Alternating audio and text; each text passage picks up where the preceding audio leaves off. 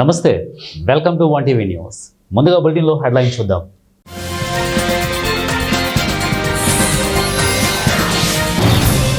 ఉపరాష్ట్రపతి ఎన్నికల్లో జస్టిస్ సుదర్శన్ రెడ్డికి ఏఐఎంఐఎం మద్దతు, ఎంపీ అసదుద్దీన్.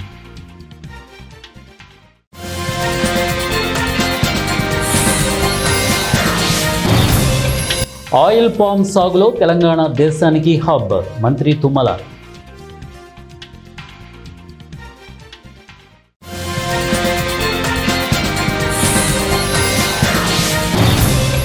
హైదరాబాద్లో కొనసాగుతున్న నిమజ్జనాలు, హుస్సేన్ సాగర్ వద్ద బారులు తీరిన గణనాథులు.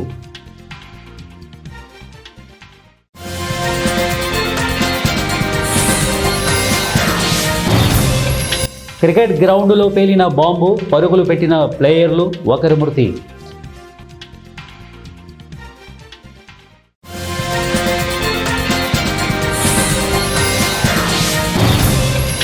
అమెరికాలో విస్తరిస్తున్న కిస్సింగ్ బర్గ్స్, ఇవి ప్రాణాంతక చాగస్ వ్యాధి కారకాలు. ఇక బులెటిన్లో డీటెయిల్స్ చూద్దాం. తెలంగాణ వ్యాప్తంగా 10 లక్షల ఎకరాల్లో ఆయిల్ పామ్ సాగవుతోందని వ్యవసాయ శాఖ మంత్రి తుమ్మల నాగేశ్వరరావు వ్యాఖ్యానించారు. ఇవాళ అశ్వారావుపేట పామాయిల్ ఫ్యాక్టరీని ఆకస్మికంగా తనిఖీ చేశారు. మంత్రి తుమ్మల తరచుగా ఫ్యాక్టరీ బ్రేక్ డౌన్పై ఆరా తీశారు. ఈ సందర్భంగా మంత్రి తుమ్మల అధికారులకు కీలక ఆదేశాలు జారీ చేశారు. పామాయిల్ గెలలు నిల్వ ఉంచకుండా క్రషింగ్ చేయాలని అధికారులకు సూచించారు. ఎక్కువగా వచ్చిన పామాయిల్ గెలలు అప్పారావుపేట ఫ్యాక్టరీకి తరలించాలని మంత్రి తుమ్మల ఆదేశించారు. అనంతరం మీడియాతో మంత్రి తుమ్మల మాట్లాడారు. 31 జిల్లాలో 20 లక్షల ఎకరాలు ఆయిల్ పామ్ సాగుకు అనుకూల వాతావరణం ఉందని తెలిపారు. ఒక్కో ఉమ్మడి జిల్లాకు 1,00,000 ఎకరాల చొప్పున 10 లక్షల ఎకరాల్లో ఆయిల్ పామ్ సాగు చేయాలని సూచించారు. సిద్దిపేట పామాయిల్ రిఫైనరీని త్వరలోనే సీఎం రేవంత్ రెడ్డి ప్రారంభిస్తారని చెప్పుకొచ్చారు. రాబోయే ఉపరాష్ట్రపతి ఎన్నికల్లో ప్రతిపక్షాల అభ్యర్థి జస్టిస్ బి సుదర్శన్ రెడ్డికి ఆల్ ఇండియా మజ్లిస్ ఇత్తెహాదుల్ ముస్లిమీన్ మద్దతు ఇస్తోందని ఆ పార్టీ చీఫ్ అసదుద్దీన్ ఓవైసీ తెలిపారు. తెలంగాణ ముఖ్యమంత్రి రేవంత్ రెడ్డి ఉపరాష్ట్రపతి ఎన్నికల్లో జస్టిస్ రెడ్డికి మద్దతు ఇవ్వాలని తనను కోరారని ఓవైసీ చెప్పారు. ఈ మేరకు తమ పార్టీ హైదరాబాదీ గౌరవనీయ న్యాయ నిపుణులు అయిన జస్టిస్ సుదర్శన్ రెడ్డికి మద్దతు ఇస్తోందని ఆయన తన ఎక్స్ సందేశంలో వెల్లడించారు. అంతేకాదు తాను జస్టిస్ సుదర్శన్ రెడ్డితో కూడా మాట్లాడి ఆయనకు మా శుభాకాంక్షలు తెలియజేశామని అసద్ తెలిపారు. హైదరాబాద్లో 2వ రోజు వినాయక నిమజ్జనాలు కొనసాగుతున్నాయి.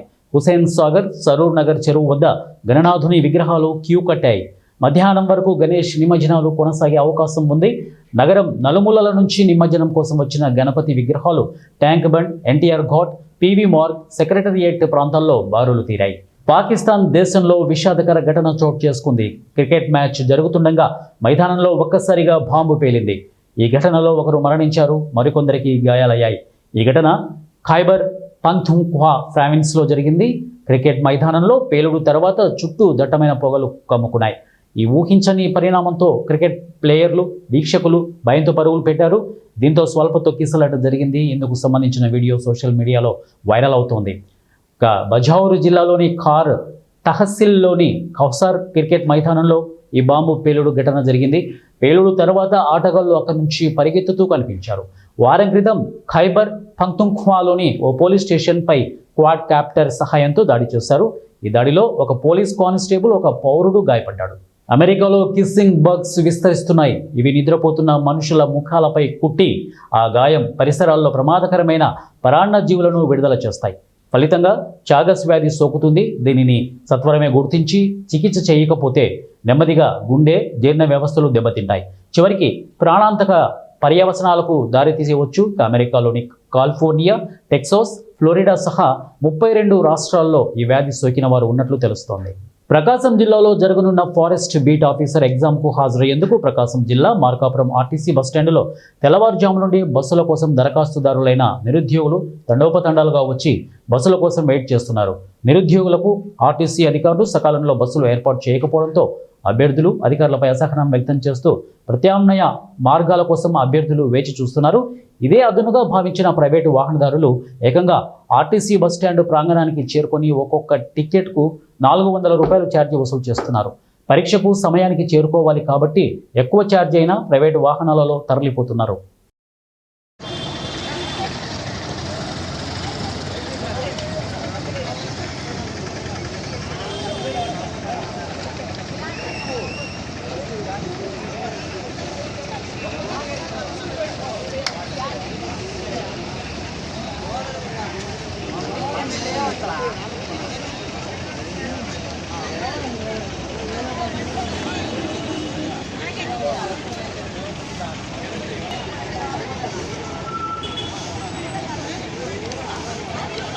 సింహాచలం శ్రీ వరాహ లక్ష్మీ నృసింహస్వామి వారి దేవస్థానంలో వార్షిక తీరు పవిత్రోత్సవాలు ఘనంగా కొనసాగుతున్నాయి. 5వ రోజు ఉత్సవాల ఆఖరి రోజు సందర్భంగా స్వామివారి తిరువీధి మహోత్సవం నిర్వహించారు. ఆలయ అర్చకులు వేద మంత్రోచ్చరణల మధ్య స్వామివారిని దివ్యాభరణాలతో అలంకరించి పవిత్ర తోరణాల మధ్య వాహన సేవ చేశారు. భక్తులు ఈ పవిత్ర మహోత్సవాన్ని దర్శించుకోవడానికి తరలివచ్చి జై నృసింహ, జై వరాహలక్ష్మీ నృసింహ నినాదాలతో ఆలయ పరిసరాలను మారుమోగించారు. తిరు పవిత్రోత్సవాలలో పాల్గొని స్వామివారిని దర్శించుకోవడం వల్ల పాప పరిహారం, సంపద, శాంతి, ఐశ్వర్యం కలుగుతాయని అర్చకులు వివరించారు. ఈ విధంగా సింహాచల క్షేత్రంలో 5 రోజుల పాటు వైభవంగా సాగిన తిరు పవిత్రోత్సవాలు భక్తి శ్రద్ధలతో ముగిశాయి.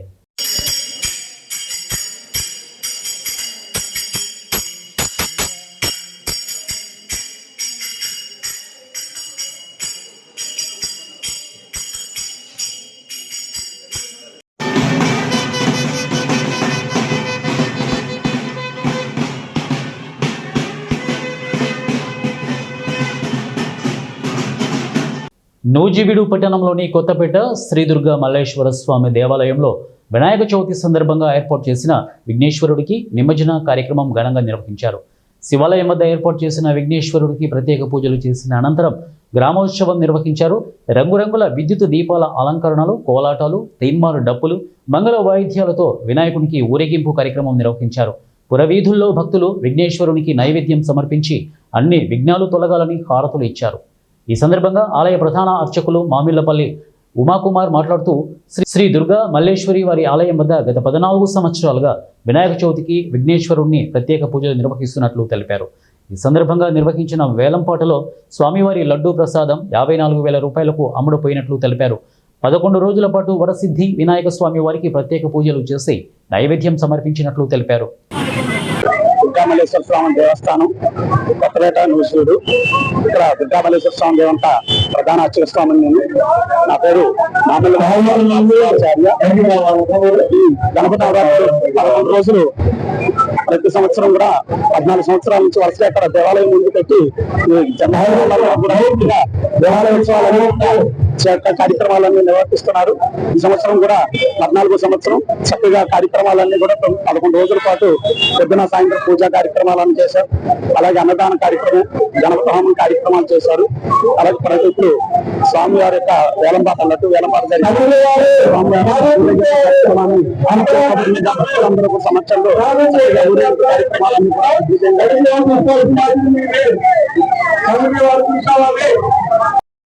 అత్యుత్తమ నాణ్యతా ప్రమాణాలు పాటించే యూనివర్సిటీలకు కేంద్ర మానవ వనరుల అభివృద్ధి మంత్రిత్వ శాఖ జాతీయ స్థాయిలో ఇచ్చే ర్యాంకింగ్లలో కేఎల్ యూనివర్సిటీ 26వ ర్యాంకు దక్కించుకుందని యూనివర్సిటీ ఉపకులపతి డాక్టర్ సారథి వర్మ తెలిపారు. విజయవాడలోని యూనివర్సిటీ అడ్మినిస్ట్రేషన్ కార్యాలయంలో శనివారం ఏర్పాటు చేసిన విలేకరుల సమావేశంలో ఆయన మాట్లాడుతూ విద్యా ప్రణాళిక, మౌలిక వసతులు, నాణ్యత, నైపుణ్యం వంటి ప్రమాణాలు, పరిశోధన ప్రాజెక్ట్స్, ప్లేస్మెంట్స్, పిహెచ్డి పొందిన ప్రొఫెసర్స్ వంటి అంశాలను ప్రామాణికంగా తీసుకొని ఎన్ఐఆర్ఎఫ్ ర్యాంకింగ్స్ ఇస్తారని, ఈ అంశాలలో తమ యూనివర్సిటీ అత్యుత్తమంగా ఉందని ఆయన చెప్పారు. ఎన్ఐఆర్ఎఫ్ ర్యాంకింగ్లలో ఇంజనీరింగ్ విభాగంలో 35, ఓవరాల్ కేటగిరీలో 46వ ర్యాంకు, మేనేజ్మెంట్ విభాగంలో 70వ ర్యాంకు వచ్చిందని, మొత్తం మీద జాతీయ స్థాయిలో అన్ని రకాల ర్యాంకులలో టాప్లో ఉన్నామని పేర్కొన్నారు. అలాగే ప్లేస్మెంట్ యాక్టివిటీ అండ్ అవుట్రీచ్ యాక్టివిటీస్లో నెంబర్ 1గా ఉన్నాం.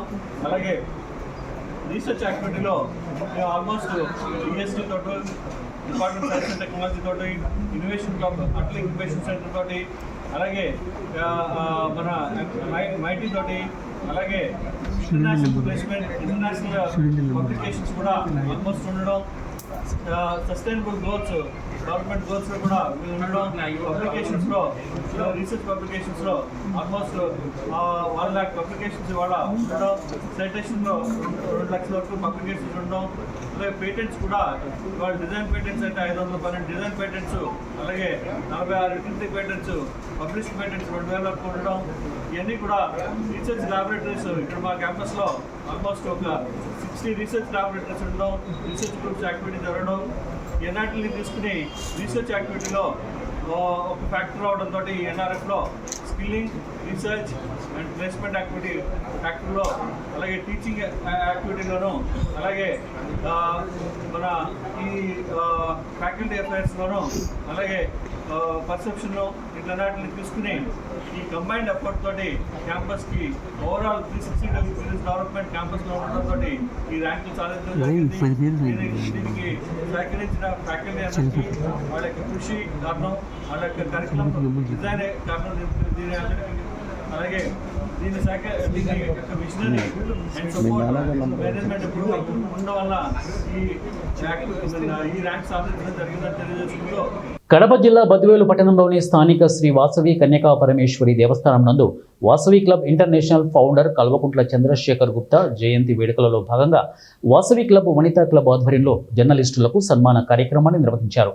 వాసవి క్లబ్ అధ్యక్షుడు అనుమల శెట్టి సిద్ధయ్య, వనితా క్లబ్ అధ్యక్షురాలు చింతకుంట ధనమ్మ వారి ఆధ్వర్యంలో ముఖ్య అతిథులుగా పాల్గొన్న వారు మాట్లాడుతూ వార్షికోత్సవంలో భాగంగా జర్నలిస్టుల డే సందర్భంగా ప్రభుత్వానికి ప్రజలకు వారధిగా ఉంటూ ప్రపంచంలో ఎక్కడ ఏమి జరిగినా ప్రజలకు తెలియజేస్తున్న జర్నలిస్టులను సన్మానించడం చాలా ఆనందంగా ఉందని వారు అన్నారు.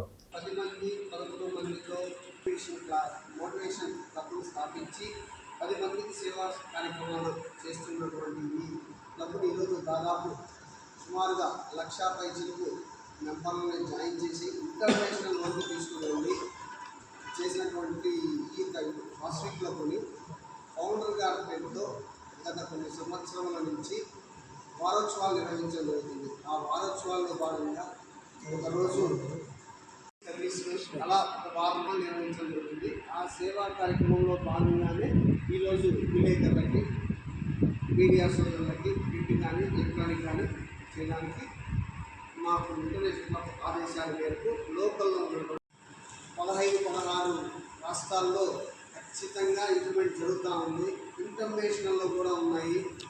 మన ఇండియాలోనే కాకుండా అదర్ కంట్రీస్లో కూడా వాసవి క్లబ్ మూమెంట్స్ జరుగుతూ ఉన్నాయి. అన్ని సేవా కార్యక్రమాలు. దీంట్లో మెయిన్ ఏంటంటే వాసవి క్లబ్ ఆర్య వైశ్యుల చేతుల్లో ఉంటుంది.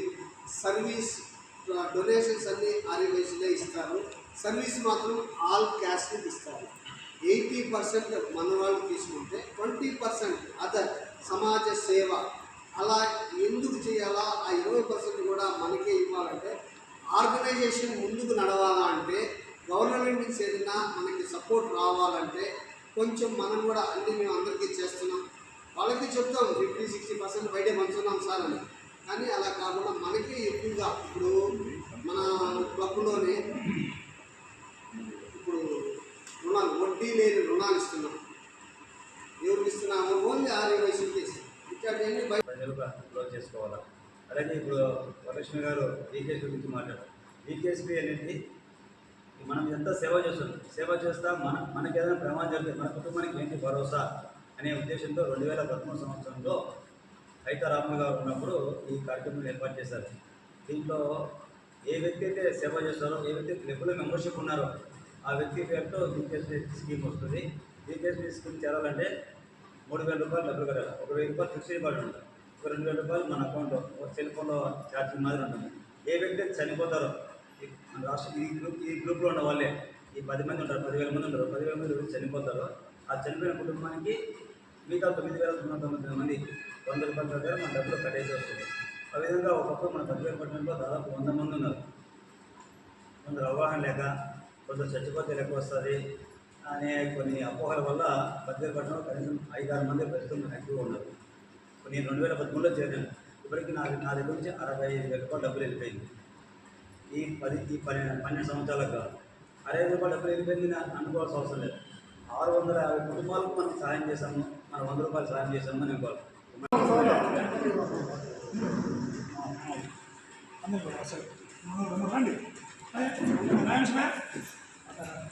చంద్రగ్రహణం 7వ తేదీ రాత్రి 9:56 ప్రారంభమై రాత్రి 1:26 ముగుస్తుంది. ఈ చంద్రగ్రహణం కారణంగా 7వ తేదీన శ్రీ స్వామివారి స్పర్శ దర్శనం పూర్తిగా నిలుపుదల చేయబడింది. అదేవిధంగా ఆలయంలోని అన్ని అర్జిత సేవలు, పరోక్ష సేవలు, శ్రీ స్వామివారి అమ్మవార్ల కళ్యాణోత్సవం పూర్తిగా నిలుపుదల చేయబడ్డాయి. భక్తులందరికీ అలంకార దర్శనం మాత్రమే కల్పింపబడుతుందని, ఇక అదేవిధంగా సాక్షి గణపతి, హటకేశ్వరం, పాలధార, పంచధార, శిఖరేశ్వరం మొదలైన పరివార ఆలయాల ద్వారాలను కూడా మూసివేయడం జరుగుతుంది. సెప్టెంబర్ 8వ తేదీ ఉదయం 5 గంటలకు ఆలయ ద్వారాలను తెరచి ఆలయ శుద్ధి, సంప్రోక్షణ జరిపించిన తర్వాత శ్రీ స్వామి అమ్మవార్లకు ప్రాతకాల పూజలు జరిపింపబడతాయి. అనంతరం 7:30 నుండి శ్రీ స్వామి అమ్మవార్లకు మహామంగళహారతులను జరిపించడం జరుగుతుంది. మహామంగళహారతుల సమయం నుండి అనగా ఉదయం 7:30 నుండి మధ్యాహ్నం 2:15 వరకు భక్తులందరికీ శ్రీ స్వామివారి అలంకార దర్శనం కల్పింపబడుతుంది. కర్నూలు జిల్లా మద్దికెర మండలం పెరవలి గ్రామంలో వెలసిన అతి పురాతనమైన శ్రీదేవి భూదేవి సమేత భాద్రపద శుద్ధ పౌర్ణమి సందర్భంగా శ్రీరంగనాథ స్వామి దేవాలయం పౌర్ణమి సందర్భంగా స్వామివారికి ఆదివారం మధ్యాహ్నం గరుడోత్సవం, తదనంతరం స్వామివారి దేవాలయం మూసివేయబడును. సోమవారం ఉదయం 7 గంటలకు ఆలయం సంరక్షణ, ఆలయ శుద్ధి అనంతరం భక్తాదులకు దేవాలయం తలుపులు తీసి స్వామివారికి అర్చనలు, అభిషేకాలతో భక్తులకు సర్వదర్శనం కల్పిస్తారు. జై శ్రీమన్నారాయణ. శ్రీమతే రామానుజాయ నమః. బ్రహ్మాది వందే జగదేక వందే రంగే ముకుందే ముదితారవిందే గోవింద దేవాఖిల దేవదేవ శ్రీరంగదేవే నమతాం నమామి. కర్నూలు జిల్లా మద్దికెర మండలం పెరవలి గ్రామంలో వేయించేసిన శ్రీ రంగనాథ స్వామి దేవస్థానం నందు భాద్రపద శుద్ధ పౌర్ణమి సందర్భంగా చంద్రగ్రహణం సందర్భంగా దేవాలయం మూసివేయబడుతుంది. అదేవిధంగా పౌర్ణమి సందర్భంగా స్వామివారికి మధ్యాహ్నం ఆదివారం మధ్యాహ్నం 2 గంటలకు గరుడోత్సవం, తదనంతరం స్వామివారి దేవాలయం తలుపులు మూసి గ్రహణానంతరము మరుసటి రోజు సోమవారం 8/9/2025 సోమవారం ఉదయం 7 గంటలకు ఆలయ సంరక్షణ, ఆలయ శుద్ధి అనంతరం భక్తాదులకు దర్శనం ఏర్పాటు చేయనున్నది. కావున గ్రామ ప్రజలు, భక్తాదులు ఈ విషయాన్ని తెలుసుకోవాల్సిందిగా కోరుచున్నాను. బులెటిన్ ముగించే ముందు హెడ్లైన్స్ మరొకసారి.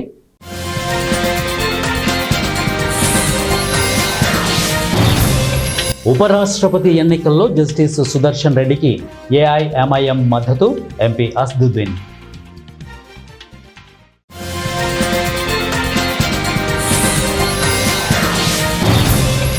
ఆయిల్ పామ్ సాగులో తెలంగాణ దేశానికి హబ్, మంత్రి తుమ్మల.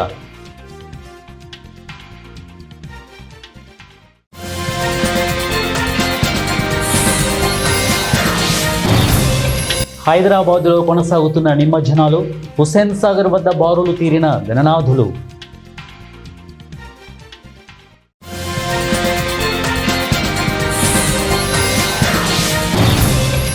క్రికెట్ గ్రౌండ్లో పేలిన బాంబు, పరుగులు పెట్టిన ప్లేయర్లు, ఒకరి మృతి.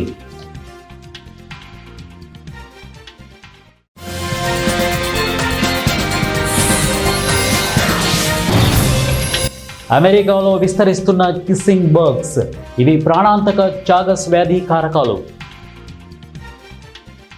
ఇవి బులెటిన్ అప్డేట్స్. నెక్స్ట్ బులెటిన్లో కలుద్దాం. Until then keep watching 1 TV news. ప్రతిక్షణం ప్రజల పక్షం.